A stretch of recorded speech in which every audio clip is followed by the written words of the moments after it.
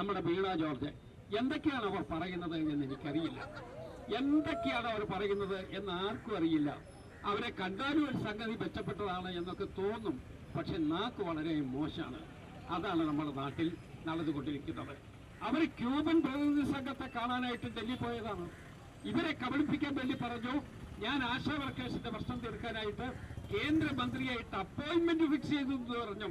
Appointment fix ചെയ്ത ഇയാളെന്താ പിന്നെ കാണാതെ പോയത്? അവിടെ ചെന്ന് കാണണ്ടേ? ആശാ വർക്കേഴ്സിന്റെ പ്രശ്നം കേരളത്തിൽ അത്ര രൂക്ഷമല്ലേ? ആ രൂക്ഷമായ പ്രശ്നം പരിഹരിക്കുന്നതിന് വേണ്ടി സംസ്ഥാന ഗവൺമെന്റിന്റെ പേരിൽ പോകുന്ന ഏകയാൾ സ്വാഭാവികമായും അതിനുവേണ്ട പ്രയോറിറ്റി കൊടുത്തില്ല എന്ന് മാത്രമല്ല, പ്രതികരണം ചോദിച്ച പത്രപ്രവർത്തകരോട് തട്ടിക്കയറി കൂടി ചെയ്തു എന്നുള്ളത് നിങ്ങൾ എല്ലാവരും കണ്ടിട്ടുണ്ടാകും. അപ്പൊ ഈ സമൂഹത്തിൽ ഇവരാരോടൊപ്പമാണ് എന്നുള്ളതാണ് പ്രധാനപ്പെട്ട പ്രശ്നം. ഞാൻ യഥാർത്ഥത്തില് CPM-നകത്തെ ബുദ്ധി നഷ്ടപ്പെടാത്ത ചില ആളുകൾ, ഞാൻ അവരോട് ചോദിച്ചു, നിങ്ങൾ എന്തിനാ ഈ പാവങ്ങളെ എതിർക്കുന്നത്? അവരെ പ്രശ്നം പരിഹരിക്കരുതോ? അത് പരിഹരിക്കുന്നതിന് വേണ്ടിയുള്ള നടപടി എടുക്കരുതോ? പണമില്ല എന്ന് പറഞ്ഞു.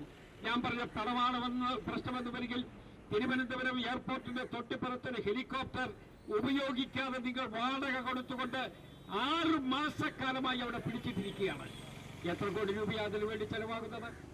അതിനുവേണ്ടി ചെലവാകുന്ന പണത്തിന് കൈ കിടക്കുന്നുണ്ടോ?